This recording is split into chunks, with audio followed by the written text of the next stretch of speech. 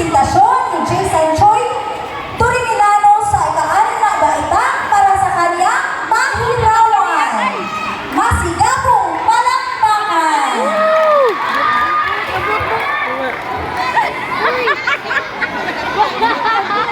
Magandang araw! Ako po pala si Jason Choi Turimilano. Ang pamagat sa aking kwento ay Juan Tamad. May isang bata na ang pangalan ay Juan Tamad. Sa sobrang tamad niya ay lagi niyang iniisip kung paano niya gagawin ang mga bagay-bagay na hindi kumikilos o nagtatabaw. Isang araw, nakita niya ang isang puno ng bayabas. Ito'y hitik sa bunga at nakita niya ang mga hinog at malalaking bayabas na nakabitin sa mga sangay nito. Hindi ganoon kataas ang puno ng bayabas. Sa katunayan, kayang-kayang abutin ni Juan kung kanya lamang iuunat ang kanyang kamay at siya ay tatalon ng bahagya. Ngunit hindi nagabala si Juan na gawin ang mga simpleng hakbang na iyon. Bakit ko kailangang abutin ang prutas na iyon? Kung alam ko naman na sa huli, ito'y mahulog sa nga ng kahoy at mapunta ito sa akin.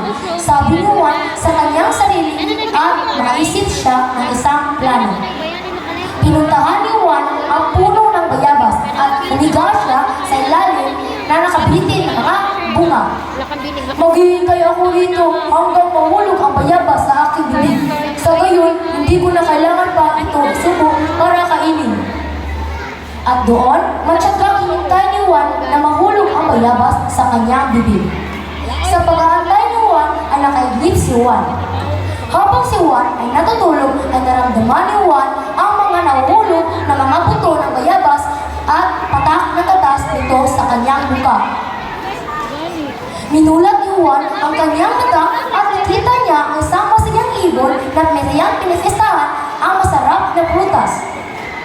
Tumayo si Juan sa kanyang pagkakahiga at siya ay tuluyang sumuko sa kanyang plano. Siya ay umuwi sa kanilang bahay na gutom at bigo.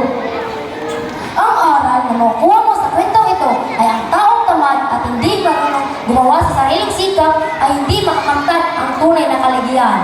Salamat po.